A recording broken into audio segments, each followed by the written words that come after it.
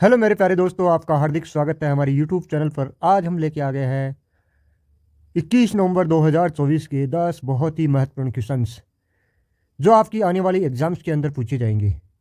तो दोस्तों, हमारा जो ये वीडियो है इसको लगातार कंटिन्यू यूं ही बनाए रखना, और उसके जो 10 क्वेश्चंस है उनको आप अच्छी तरीके से, इनका सॉल्यूशन भी इसके साथ में दिया गया है, ध्यानपूर्वक देखना और सुनना और इसको अपनी नोटबुक के अंदर राइट कर लेना।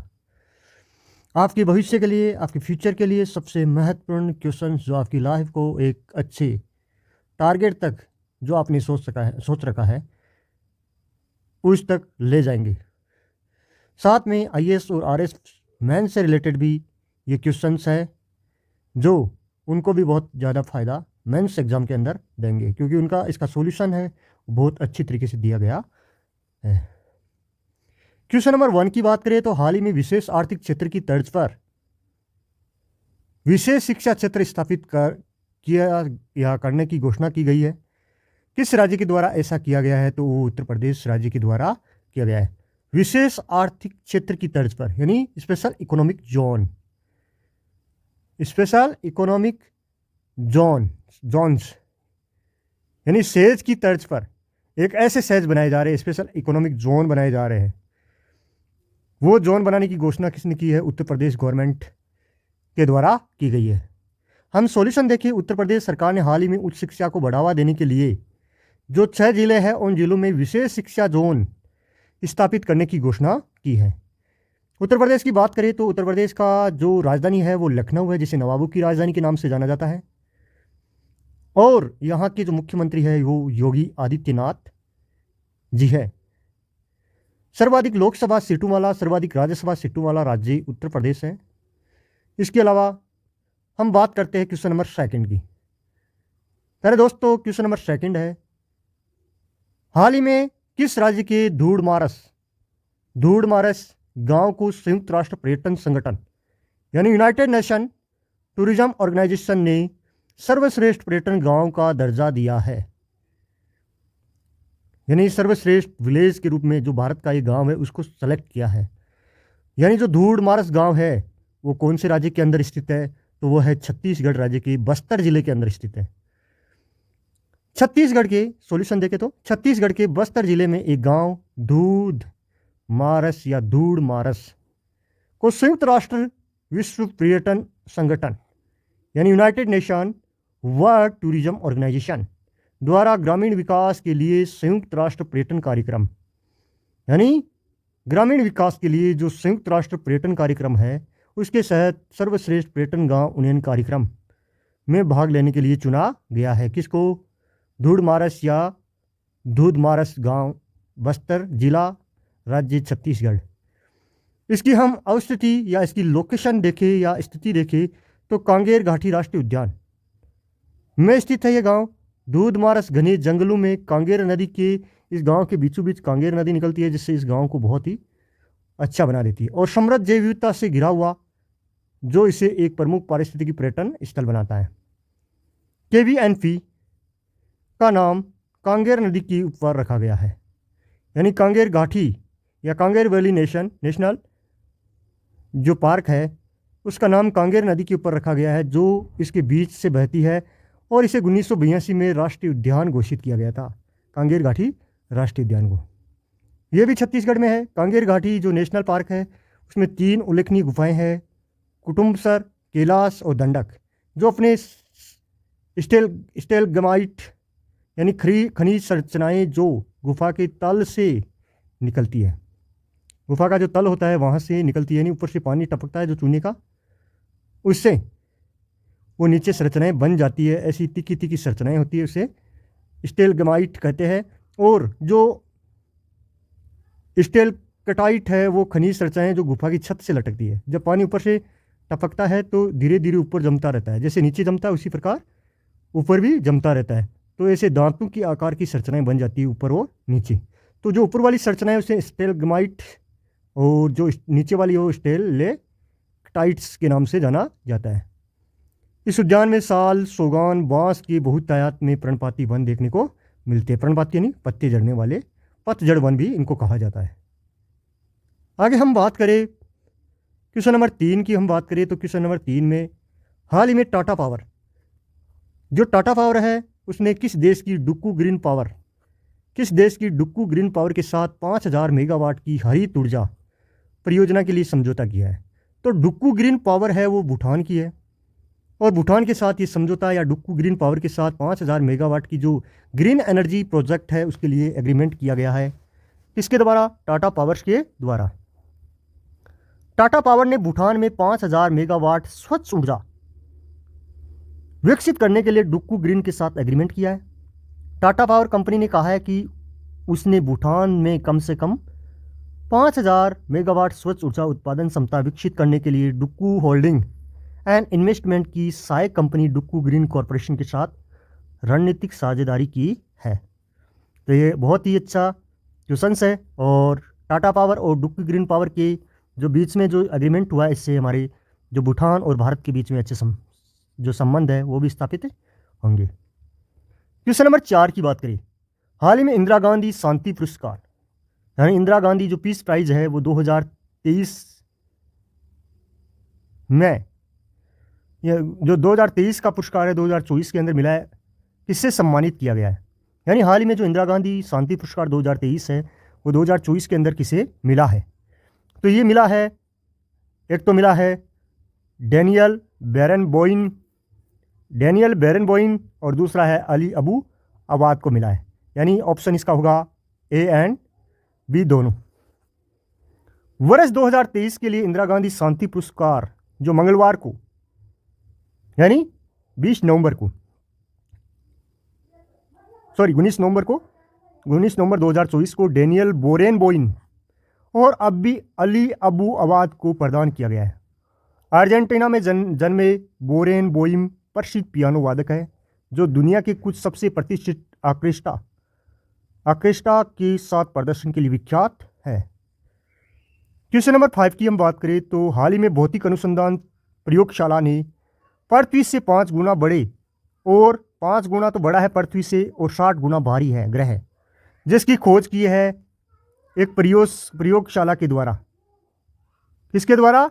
एक 5 गुना बड़ा और 60 गुना भारी ग्रह, जिसका नाम रखा है TOI 665-1b यानी TOI 6651b।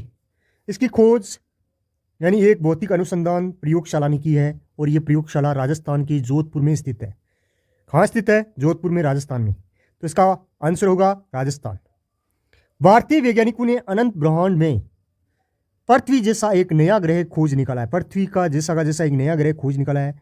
भौतिक अनुसंधान प्रयोगशाला के शोधकर्ताओं ने इस ग्रह को TOI 6651b नाम दिया है। यह ग्रह पृथ्वी से 5 गुना बड़ा है। इसका सूर्य हमारे सूर्य से मिलता जुलता है, और वैज्ञानिकों का कहना है कि इसका द्रव्यमान पृथ्वी से 60 गुना है। ब्रह्मांड के जिस क्षेत्र में इस ग्रह की खोज की गई इसे यूरोपियन नेप्यूनियन रेगिस्तान कहते हैं।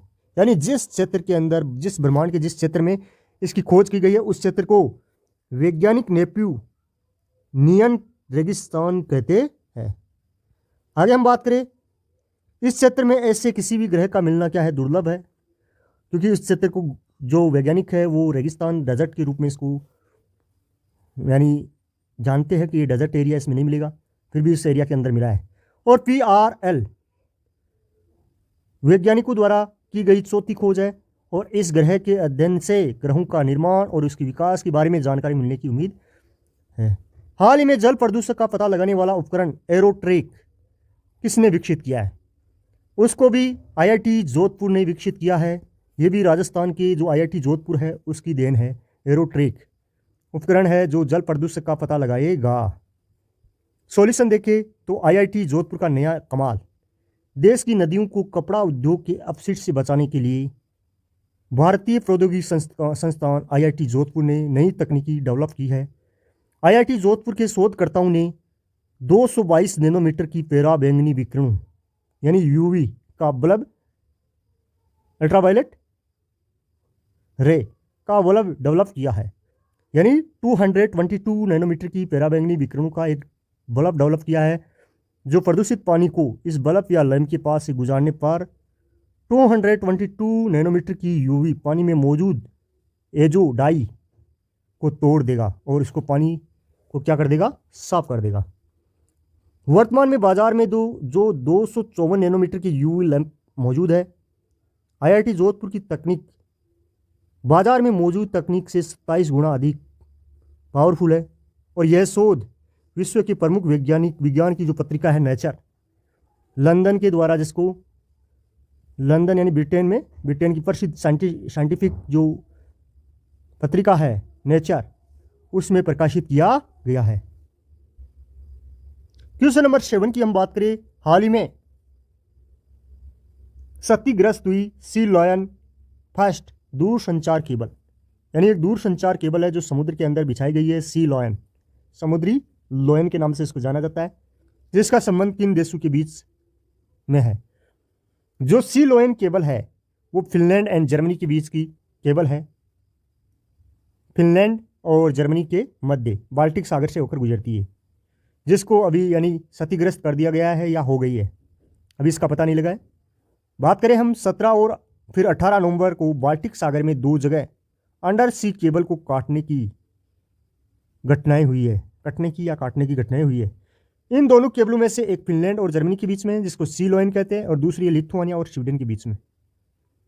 फिनलैंड एंड जर्मनी की केबल सी लॉयन 1 18 नवंबर को सुबह मॉर्निंग में काट दी गई थी, और लिथुआनिया और स्वीडन की केबल को 17 नवंबर को नुकसान हुआ था। और इन केबलों से दोनों देशों के अंदर इंटरनेट और जो कम्युनिकेशन नेटवर्क है वो ठप हुआ है और उसमें प्रॉब्लम क्रिएट हुई है।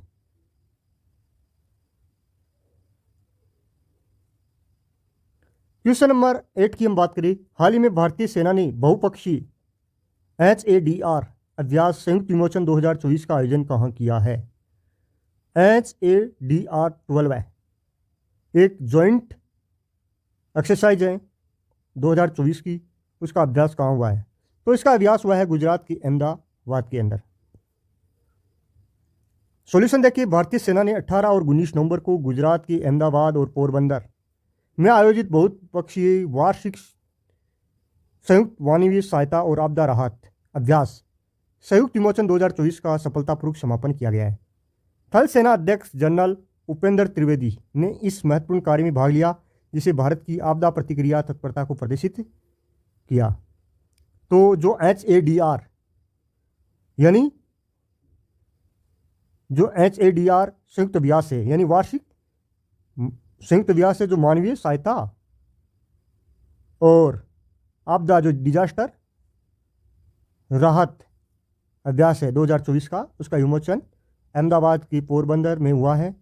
अहमदाबाद और पोरबंदर में जो गुजरात के अंदर स्थित है, और 18 और 19 नवंबर को ये हुआ है, जहां थल सेना अध्यक्ष जनरल उपेंद्र द्विवेदी भी इस कार्यक्रम में भाग लिया था। क्वेश्चन नंबर 9 की हम बात करें, तो हाल ही में आर्थिक नेताओं का 31वां एपेक शिखर सम्मेलन कहाँ हुआ। बहुत ही इंपॉर्टेंट है दोस्तों, 31वां एपेक शिखर सम्मेलन कहाँ हुआ है। तो ये हुआ है पेरू, जो साउथ अमेरिका कॉन्टिनेंट के अंदर स्थित है। 31वां एशियाई प्रशांत इकोनॉमिक कोऑपरेशन यानी एशियाटिक प्रशांत इकोनॉमिक कोऑपरेशन एपेक आर्थिक नेताओं की बैठक 21 सदस्य देशों के नेताओं ने इसमें भाग लिया। और जो 31वीं एपेक बैठक थी 15 से 16 नवंबर 2024 को लीमा, पेरू की जो राजधानी है, वहाँ हुई थी। आर्थिक नेताओं की बैठक के साथ 35वीं EPEC यानी इपैक मंत्री स्तरीय बैठक भी 15 और 16 नवंबर 2024 को लीमा के अंदर ही आयोजित हो गई। उसमें तो राष्ट्राध्यक्ष थे, और इसमें जो मंत्री स्तर जैसे विदेश मंत्री है, रक्षा मंत्री है, ये इसके अंदर शामिल होते हैं इस मीटिंग के अंदर। बैठक की मेज़बानी पेरू की जो राष्ट्रपति है दीना बोलुआर्ट, पेरू की जो राष्ट्रपति दीना बोलुआर्ट ने की। यह संयुक्त राज्य अमेरिका के राष्ट्रपति जो बाइडेन का आखिरी शिखर सम्मेलन था, क्योंकि इनका कार्यकाल 19 जनवरी 2025 को समाप्त हो रहा है। डोनाल्ड ट्रंप 20 जनवरी 2025 को अमेरिका के राष्ट्रपति के रूप में शपथ लेंगे, इसलिए ये जो एपेक की जो बैठक थी वो जो बाइडेन की अंतिम बैठक थी। एपेक एशिया प्रशांत क्षेत्र के 21 देशों का एक अंतर सरकारी ग्रुप है जो सदस्यों के बीच आर्थिक संबंधों को बढ़ावा देता है। विश्व की 40% पॉपुलेशन इन देशों के अंदर है और एपेक के सदस्य वर्ल्ड ट्रेड के लगभग 50% का योगदान देते हैं और विश्व के जो सकल घरेलू उत्पाद यानी जीडीपी है उसका 60% एपेक के जो मेंबर है उनका योगदान है। दक्षिणी कोरिया में 2025 में होगा एपेक का 32वां सम्मेलन। एपेक का जो 33वां सम्मेलन 2026 में वियतनाम में होगा। एपेक का 34वां जो सम्मेलन है वो 2027 के अंदर वियतनाम में होगा। 2026 में चीन में होगा, 2026 में चीन में होगा और 2025 में कोरिया के अंदर होगा। जो कोरिया के अंदर होगा वो 32वां होगा, चीन में होगा 33वां और वियतनाम में 34वां 2027 में। इस एपेक 31 या जो 31वां जो सम्मेलन है जो पेरू की राजधानी लीमा के अंदर हुआ था, उसमें एक डिक्लेरेशन यानी सर्टिफिकेट जारी किया गया माचू पिच्चू।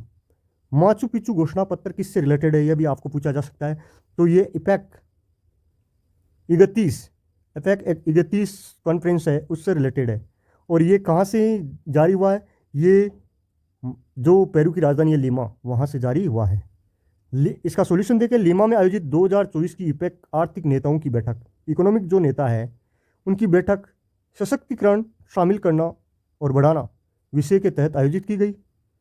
यानी इसका जो विषय था आर्थिक नेताओं की जो बैठक, जो एपेक की बैठक थी उसका सशक्तिकरण शामिल करना और बढ़ाना। आर्थिक नेताओं की बैठक समाप्त होने के बाद नेताओं ने माचू पिच्चू घोषणा नामक एक घोषणा पत्र जारी किया। घोषणा पत्र में व्यापार और निवेश बढ़ाना, आपूर्ति श्रृंखला, कनेक्टिविटी, भ्रष्टाचार का विरोध, टिकाऊ और समावेशी डेवलपमेंट का आह्वान किया गया। बैठक में अमेरिकी राष्ट्रपति जो बाइडेन, चीनी राष्ट्रपति शी जिनपिंग, जापान की जो प्रधानमंत्री है इशिवा शिगेरू और साउथ कोरिया की राष्ट्रपति यू सुक लियोल और अदर्स ने भाग लिया। एपेक के सदस्य वर्तमान में 21 है। पेरू है, ऑस्ट्रेलिया है, ब्रुनई है, दारुसलाम, पपुआ न्यू गिनी है, Canada, Indonesia, Chile, people republic of China, Hong Kong, चीन, Indonesia, Japan, Korea, Malaysia, Mexico, New Zealand, Philippines, रूस, सिंगापुर, ताइवान, थाईलैंड, संयुक्त राज्य अमेरिका इसके मेंबर है।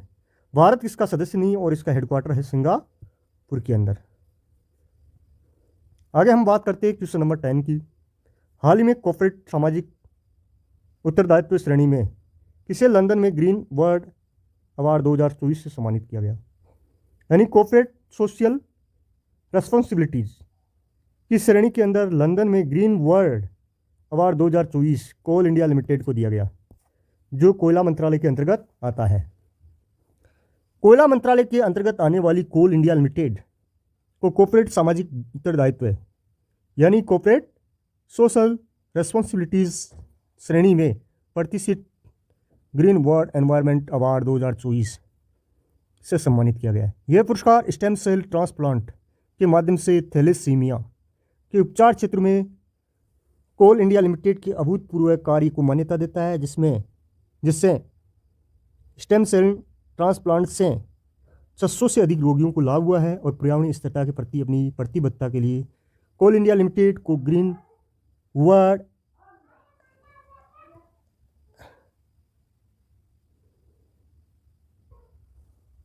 यानी कोल इंडिया लिमिटेड को ग्रीन वर्ल्ड एम्बेसडर से भी नामित किया गया है। अब हम बात करें थैलेसीमिया। तो थैलेसीमिया एक ब्लड विकार का एक विषम समूह है। हीमोग्लोबिन जीन को क्या करता है, ये इफेक्टेड करता है, जिसके परिणाम स्वरूप अप्रभावी एरिथ्रोपोएसिस होता है। हीमोग्लोबिन के उत्पादन में कमी के कारण कम उम्र में ही एनीमिया हो जाता है। हीमोग्लोबिन के स्तर को बनाए रखने के लिए बार बार रक्त चढ़ाने की आवश्यकता पड़ती है। और थैलेसीमिया को दो मुख्य प्रकार, एक तो अल्फा थैलेसीमिया और एक बीटा थैलेसीमिया, जिसका संबंध है ग्लोबिन श्रृंखलाओं के दोष के नाम पर रखा गया है।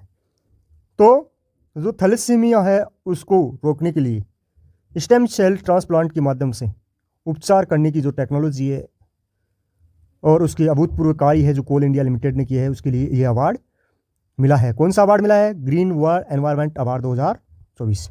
इस प्रकार दोस्तों हमने 10 क्वेश्चंस की जो चर्चा की है बहुत ही महत्वपूर्ण है और आने वाले भविष्य के अंदर आपके लिए